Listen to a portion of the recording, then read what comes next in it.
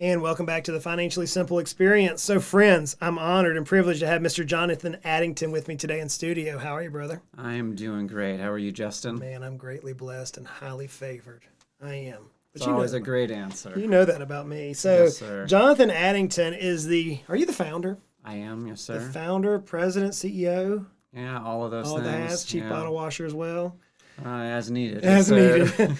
Of JM Addington Technology Solutions. And I've asked Jonathan to come here on the show with us today, friends, because as business owners, the one thing that I often overlook is this hidden world of cyber. Jonathan, I'm not a cyber person. I'm not even some people call me a nerd. I've been called a nerd a lot recently. That's a good thing. Yeah. I've always wanted to be a jock, though, but I don't have the height or the looks for that. Nerds make the money. Nerds make the money, he says. So I've been called a nerd many times, but I didn't have computers growing up, and trying to learn this world of cyber, man, it scares me. And I probably join many business owners in that fear. Am I correct? Absolutely. What's the biggest fear that you hear in the world of cyber from business owners? I don't know that it's a single fear in terms of they're afraid of something, but they don't know. It's more fear of the unknown than anything that they can articulate. They just know it's out there and it's a risk that they haven't dealt with. Yeah, because we're control freaks, right? Most business owners, I saw one guy one time, he said, as long as I can put my hands on the steering wheel and drive my business, I'm good. So as business owners, we want to know exactly what's going to happen, but it's not really understanding what we need to know. Friends, I was sitting with Jonathan in a meeting, and I got to tell you, I think I turned as white as this sheet of paper here on the desk in front of me. I turned white when he started talking through a presentation, and it scared the devil out of me. And do you do that often to people? Accidentally, yeah, Justin. I'm not trying to scare anybody, but I am out to educate. It's part of my personal mission is to let people know what the reality of cybersecurity is today. Here's what'll scare you now about that presentation. Oh, no. If you could see what I see today, you would say that I underplayed it. Really? Absolutely. All right, so let's dig into this. So you said the word cybersecurity. What is cybersecurity in your words? Yeah, so in my words, it's really about risk management. Okay. That's close to how I'd sum up a lot of what financial planners do too, right? So you've got this asset, in this case your business, something to the extent your life. You know that there's risk out there. You often can't quantify it and don't know what it is. So how do you partner with someone to understand the risk, mitigate what you can, and plan around the rest? So it's risk management, dealing with what we don't know, but what's entailed in cyber? I'm assuming it's technology. I'm assuming computers, maybe smart devices. What is entailed? Is it websites? I'm at a loss here. Yeah, so there's more than one way to define it. Largely it's anything that's technology related where you're at risk, typically due to people trying to hack and attack you. Okay. And that can come from what we call multiple different vectors, which just means your website, your computers, your smartphone, whatever it is that you're using technology, probably connected to the internet, that's a potential attack vector. So your job is to know the risk, to be able to communicate the risk to the client, the business owner, Yes, in a sir. way that we can understand it, which is complicated in and of itself, I imagine, and then being able to help mitigate or try to, I wouldn't say eliminate, but strongly prevent that risk from occurring. Yeah, I mean, it's a discussion. What's your risk tolerance? What are your priorities today? You can mitigate the first 80% much better than the next 10%, and the next 5%. And it varies, Those in the financial industry, they want 90 to 95% mitigation. Yep. One, they feel like it's doing due diligence to their clients. There's also the PR and the regulations versus manufacturing that typically just wants to make sure the line's running. So if we know what now cybersecurity is, let's go to the extreme. Give me a war story. Give me one of these stories that's going to keep somebody up at night that, hey, look, if you don't address this, this could happen to your business. Okay. Man, do you want one of the worst stories or one of the most relevant and possible stories? Let's do the most relevant and possible. Okay. So, true story. In June, we were bringing on a new client here in Knoxville. Okay. There's a good chance you would know the owner, so Okay. I can't name who they are. Multi-million-dollar firm. They've been around the block. Hadn't had a real cybersecurity provider in before. As we went in and were onboarding them, we found out someone was already in their email. So their email, their calendar, their contacts, they were across their network, and they had no idea. They were literally minutes away from a $400,000 wire transfer out to these attackers. Holy cow, that's a $400,000 errors and omissions claim. Not to mention the PR issues. That's a financial firm, I'm assuming, just because I know the small. It may not have been a financial firm. Maybe that's the wrong assumption. But nonetheless, don't answer that question because I know you're calling it an E&O claim, but it probably won't be. Really? Yeah, because that's going to be a lack of due diligence. They had no controls in place, which is close to most small businesses today. And so, I made that assumption that errors and omissions insurance would cover it, but it may not. No, E&O. No, that's not going to cover it. What about cybersecurity insurance? Could you? Well, it probably wouldn't cover anything of that magnitude, would it? Almost definitely not. Only if you were really lucky and you've got an older one. I love how you say almost definitely not. In other words, no. Anticipating this. You knew the way I would think. All right, so the old cyber forms were like 4 questions. Okay, so friends, he's got a form he pulled out of a blue binder, which I would expect nothing less from somebody who knows their business, and it has basically an cyber liability insurance form here in front of us. Is this 4 pages? That's 4 pages, yeah. Not 4 questions anymore. No, it's 4 pages long. It's 4 pages, and so I'm not going to go over all of this, but here, number 6, information and network security controls. I know you've got no idea what that means, right? I have no idea. But if you can't say yes to those, you're not getting this policy, and there's probably T's and C's in the one you already have that says if you don't have these, your claim's not going to go through. Got ransomware controls next, and again, I'm going to say, do you know what your EDR provider is today, Justin? I have no idea who my EDR provider is. NGAV? Actually, I remember that one. Yeah? I remember that one. And then we've got... here's maybe my favorite, loss history. Have you ever gotten life insurance? Have I ever purchased life insurance? Yeah. Oh, yeah. And all right, have you helped anyone else purchase life? Yes, and So what happens if you've got a pre-existing condition? They either get no coverage or they get denied. Yeah, so these questions around basically, have you ever received a cyber extortion demand or threat? And then basically more questions of phrasing, has this ever happened to you? So what if I'm hearing you correctly, this business that they assumed they were covered, they were real close to having a $400,000 claim against the business that insurance would not have covered.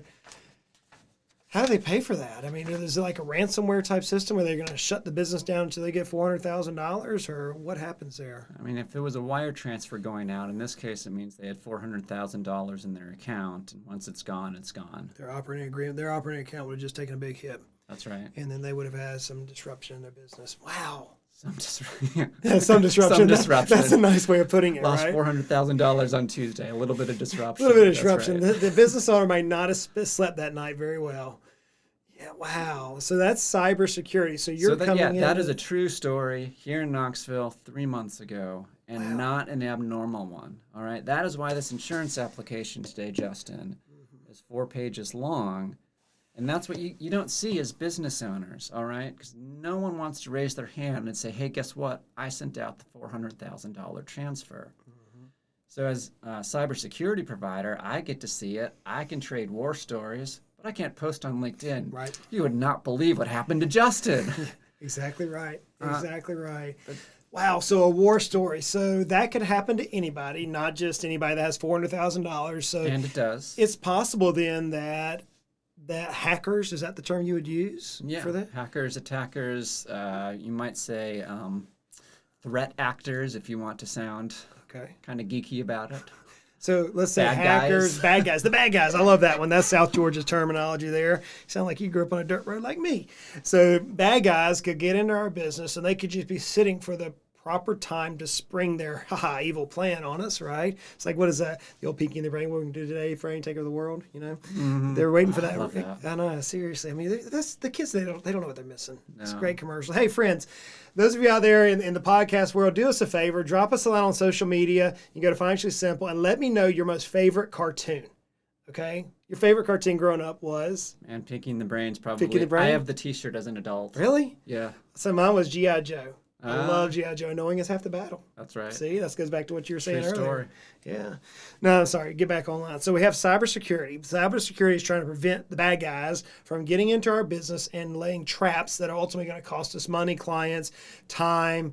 We're talking about even our status within the community. Absolutely. Because this will get out in the community. Mm-hmm. Okay, so we know why. How do we deal with it? Yeah, so the first one is understanding the first one is partnering with someone. Yep. Okay, you can't do it alone. Right. Even inside the field, cybersecurity is a subspecialty with subspecialties. So don't panic, but find someone to partner with. Right. If you're doing it on your own, you're not doing it. The next thing is to perceive the risks. All right. You don't have to know every little risk. You don't have to know what NGAV is and EDR and all these other things. Your provider, your cybersecurity provider, whoever you've partnered with, should be able to explain to you what the business impact is, right? So here's the things we're seeing today. Here's how it can affect you today, Justin. And by the way, it's not the things you're always thinking about, because you're thinking about it as a business owner. Right. The attackers are thinking like bad guys. What you think is going to happen and what actually happens often are not the same thing. And number 3, you got to plan. You got to plan, and you got to test it. All right. Until you've tested the plan, it doesn't exist. We were sitting in that presentation that you were doing almost a year ago now. I guess it's been a little bit of time. And to show you how much this jogged in my mind, if I can remember almost the presentation, I may not have it exactly right, but we have a mutual friend who is, I want to say, they deal with a roofing company. Yes, sir. And the night before, probably in knowing you, 3, 4, 5 minutes time, you were able to create a dummy website. Mm-hmm. You were able to show us how easy it was to create a dummy website, to take web traffic and ultimately get credit card information from somebody, put in fake orders, put in materials. I mean, just real quick overview on what that presentation showed us in just a quick second. Yeah, I mean, that it's easy to impersonate somebody else, and if you do it well, you can do everything that they do, including making orders, like you said, sending out invoices, getting it back, intercepting their traffic. If you remember, we showed it to him, the website and his email, and he didn't know it wasn't his until I told him. It was and crazy. You're right, it was the night before I put it together. I'm just like, oh, this is a great way to show it to this group. It was crazy because, I mean, you showed us, hey, check out this website. He's like, yeah, that's an awesome website. I've designed it. You got to sit in your website. I'm like, what? And you're like, the night before, just a few minutes time. So what's the most common way the bad guys get into our business? They send you phishing emails and you click on them. Really? It's about 90% of them, yeah. Okay, so phishing is not like we're going bass fishing or crappy fishing. I think it's pH, isn't it? Is it That's pH? right, it's pH. That's how you know it's cool. That's how you know it's cool. Of course. One of the nerd joke. What does a phishing email typically look like? So that changes all the time. Today, we normally see them bespoke to a target, all right? What do you mean? Well, in the past, someone would get like a Bank of America email saying, click here to log in. You don't do Bank of America, so you're not going to click on it, right? So what we see most often is one of your vendors or friends or partners has gotten hacked, okay? They go through their address book. And now they're going to send you an email as them asking you to do something. All right, so now this is coming from a trusted source or what looks like a trusted source asking you to do something that you already do. The second most common is usually to be impersonating Microsoft 365, so your email provider saying, hey, you got to click here to reset your password, to keep your account from expiring. I don't know. They make up all sorts of reasons. You type in your username and password, and now they have it. Wow. So then once they click on that phishing email, and that's now in the system, what do the bad guys typically do next? Oh, man, there's a bunch of things they get to do next, Justin. First, they're going to case the joint, just like a bank robber. Really? Usually they're in there for 6 months before they make a move. Wow. Can I tell another quick war story? Sure. Do we have that much time? How about, yes, we have plenty of time. All right, so are you a Garmin user? I'm not a Garmin user. Okay. No, I'm an Android guy. You know what Garmin is? I do, yes. Okay, so they've got wearables, but they've also have marine division, aviation, several cycling, other ones. They have cycling. Cycling, yeah. Right about a year ago, everything went down for them at once. Their wearables, their website, their aviation, their marine, their customer support, their website. Everything at once. For someone to do that, that's a sophisticated, coordinated attack because these probably aren't networks that talk to each other. Someone got in and sneaked and peeked around for a long time until they could bring all of Garmin down like that. Wow. So they get into the system, they sit there, and then many of us, business owners, we're so busy spinning plates. We're dealing with employees, bankers, now politicians trying to issue some things in our lives that we just don't need. A lot of different things. So all of a sudden, at probably the worst possible time. They have your calendar. They know when the worst possible time Of course they do. They know when you're recording a podcast. Yes, they do. Yes, I hope you guys, I got to think about that. So why is it such a pervasive problem? And why is it that let's answer the first question. Why is it such a pervasive problem right now? The internet is an experiment that never ended. Good say. Can we fix it? No, not really. Love the honesty. Friends, this is the people I hang out with. When behind the scenes, I mean, they just shoot it straight at you. Wow, man, Jonathan, we could spend hours here. What is the one question that I should probably ask you as a business owner if I'm interviewing and saying, hey, look, I know that there's this cyber thing out here. I hear of this ransomware. I hear of a buddy down the street that this happened to. If I'm trying to interview somebody that I need to employ to help me in my business, you as a professional, what is that one question that I never asked that I should ask?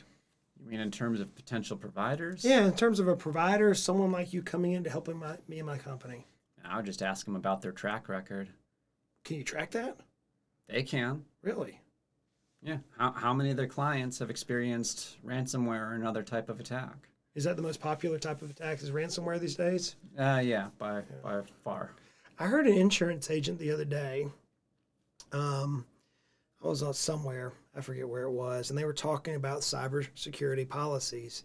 Because they're in the systems, they know the amount of coverage that the policies will pay. Mm-hmm.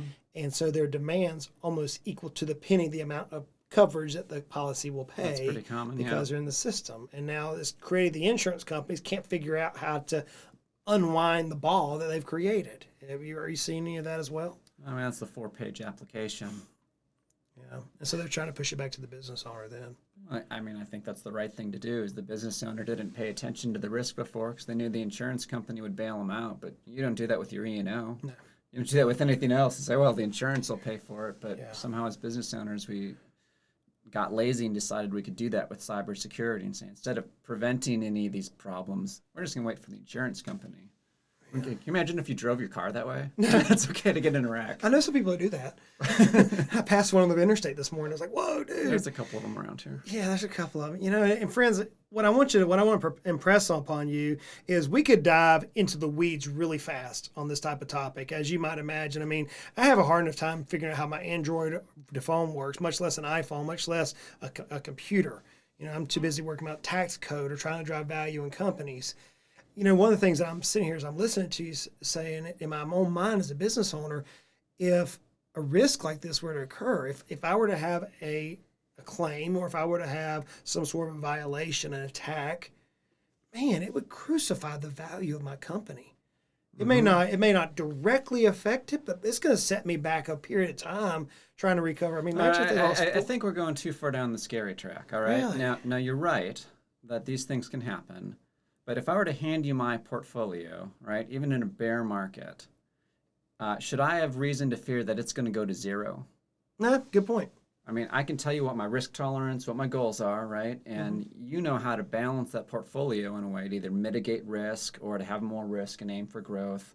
Whatever magic things you do in your CFP world, you know how to protect that. You do the same thing as planners do. You absolutely do the same thing as planners. The one thing that we get to do that's harder than planners is that we can test the plays. We can test the plans. So think about a middle school football team, all right? They're going to keep practicing the same play over and over and over and over until they have it right. They're not practicing when they get out in the game. It's not like they start then and they're done by the fourth quarter. any coach worth his salt is going to make them practice that same play until they can execute it consistently, right? And then they're going to move on to the next play. And that means you as a business owner in partnership with a cybersecurity provider can come up with a plan and then test it.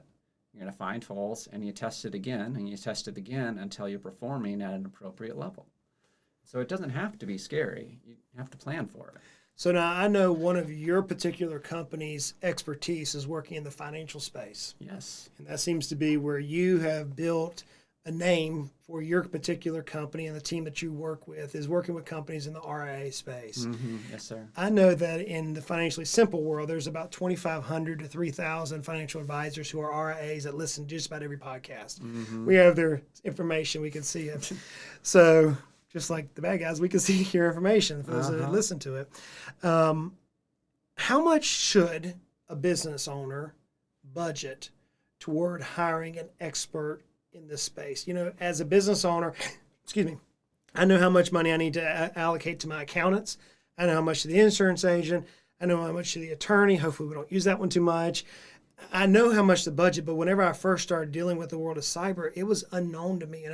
And candidly, Jonathan, so many business owners don't think about the fear or the opportunity to prevent the fear. Right. So whenever they hear this, I can almost imagine some of the listeners are going, holy crap, you're scaring the devil out of me, as you just pointed out. And it's something I know I need to mitigate. But man, my budgets are stretched thin. How do I plan for this? How much money should I devote to this type of work? Yeah, so it's going to depend a little bit on your size, because you're going to have some sort of minimum to put tools in place that are, per office or something. In general, you're going to be spending at a minimum $175 a user a month to an upwards of $300 a user per month. And that range depends on your level of security needed. And honestly, in the RIA space, are you going under a BD? Are you registering with the state, with the SEC? There's some other things that play into that. And what's your risk level? And maybe how many high-profile clients do you have that you really don't want to get exposed, and you just throw money at this to not have something happen? But anyway, in general, $175 to $300 a user per month. So, for a 10-person firm, it's around $3,000 a month. And that's extremely manageable in the world that we live in. And I imagine that for every business segment, they're going to have different price points within that particular industry SIC code or NAIC code as well. So I've got to the point now where I need to ask you one of my favorite questions I love to ask our guests. And that is, as you can see, I love to read. We have books all around us for those of you looking at us on YouTube. And you and I were talking a little bit beforehand about some of the favorite books that we've read. So the question I ask everybody is, what is one book that you've read recently that you just love, that you're like, hey, listener, you got to read this book? All right, so I'm going to give you two, actually. I didn't tell you this beforehand. Okay. All right, so the first one is Extreme Ownership by Jocko Willink and Leif Babin. Absolutely. Did I have that one right here behind? Yeah, look at this. Look at this. Friends. I'm on my third time through it. I find something new, several new things every time I read that one. It's a good one. Now, Jocko in particular, he loves to name drop Colonel David Hackworth. Yep. So I'm going through Colonel Hackworth's About Face right now, and I'm almost to the end. That is fascinating. It's a 40-hour Audible book. It is not a short listen, but it enhances extreme ownership if you're interested in that, and gives some more color to some of the leadership values that Jocko alludes to. And what's the name of that book again? About Face by Colonel David Hackworth. So friends, we'll put both of these books inside the subtext below, inside the comments. As you know, I'm a big fan of Jocko Willink. I've read all three of his books, three of his books at this point. In fact, I think we have all three of them here on the shelf behind us. I have not read the Colonel's book. I have to go check that one out. That's a longer one. That's a longer one. Yeah, I'm sure. 40 hours of audio. Man, I did that whenever I recorded Your Baby's Ugly and The Ultimate Sale. It was about 40 hours of me recording only about 6 hours of audio. I can imagine that man spent months in a recording studio doing that. I'm sure he did. Yikes. So all of us often ask this question, and this is probably the most sobering question that I ask. And I do it because, to me, one of the saddest places I've ever seen is a cemetery. Not because somebody's died, but because there's so much wisdom that each person has. And, if we just took a little bit and just shared wisdom, wisdom is basically knowledge applied. If we just shared what we've learned in our lives as business owners, you and I, with each other, then iron's going to sharpen iron. It's going to strengthen each other. And hopefully, as we share pearls of wisdom, we can help our friends, other business owners who listen to us, prevent from having the same type of mistakes that maybe you and I have had. So this is your last day on earth. I don't mean to make it morbid for you, but I need that one pearl of wisdom that you would share to the almost hundreds of thousands of people who are going to listen to our voice here today as we kind of laugh and hopefully don't scare them too bad. But what's that one pearl of wisdom, Jonathan, that you would share with friends? Outside of cybersecurity. Outside of cybersecurity. It can be in cybersecurity, but just, hey, I've learned this. No, cybersecurity is not the most important thing on earth. I'll tell you 2 habits I've got. One is I've got to guess at how many days I've got left on Earth based on the actuarial tables. Okay. I've never heard that one before. I look at that every day. It only goes in one direction. It does. Second, every day when I wake up, I take out a 3x5 card. At the top, I write down that number, and then I write, today will matter if. And I put down 2 or 3 things that if I've done by the end of the day, I felt like this one day mattered for the rest of my life, preferably after that. Wow. Wow. That's powerful, brother. That's powerful. I want to make every day count here. I hear impact. That's been my word for years, and I want to leave an impact. I want the day whenever my day is done that my family said Dad loved us. My wife said my husband was faithful to me and loved me beyond measure. My kids said my dad loved us and he trained us. Our client said he did the best he could. My friend said he was a good, honorable man. I want my Jesus to say you did everything you could. Well done, thou good and faithful servant. Yes, sir. At the end of the day, I want people to say he left it on the field. Mm-hmm. So I think your mission goes right along with mine. And it's out of Psalms. Teach us, O Lord, to number our days. Absolutely, absolutely. Well, brother, man, it's been great having you on the podcast today. Thank you so much for having me. Yeah, it was man. a blast. So if folks have, especially the financial advisors out there who that's your sweet spot, if they want to reach out and say, hey, Jonathan, I heard you on Goodbread's podcast, the Financially Simple Experience, help us. How can folks learn more about you, maybe dive into a little bit more of the content that you put out? Where can they go? Yeah, so first I'm going to assume you're going to put this in the comments underneath this podcast. Absolutely. Set up a page just for your listeners. Okay. Right, so it's going to be jmaddington.com/financially simple. Perfect. On there, we've got some of the resources that I've alluded to. I'm going to have a couple more. And we've got a limited number of free cybersecurity risk assessments we can do. Oh, wow. We cannot do a ton of them every month, but we are willing to give some of those away, part of my mission to educate business owners on the real risks of cybersecurity. Wow. Well, friends, we'll have those links inside the show notes, whether you're on iTunes, Stitcher, Spotify, if you're on, wherever you're listening to us, even if you're on YouTube watching our beautiful faces on camera as we're having this conversation, check the show notes below and we'll have all of Jonathan's contact information there. Until next time, man, Jonathan, thanks for coming on the show today, buddy. You're welcome. I can't wait till next time. I can't either. Hey, look, friends, I realize life is hard. I get it, man. Business ownership, it's fun. It has its challenges. I mean, who would have thought we'd be sitting here in the year 2021 thinking about cybersecurity? Wow. But life it's hard. It's okay. Life is good. We have so many days left, right? It's hard, but it's good. It's good. We have a good life. We have If it's opportunity. not hard, it's probably not good. I love it. If it's not hard, it's probably not worth living, is it? You're not making an impact if it's not hard, brother. Wow. Life is hard, but life is good. We are greatly blessed people. And life can be frustrating. It can be. But it doesn't have to be. Let's continue to make our lives at least financially simple. Hey, y'all go out and make it a great day.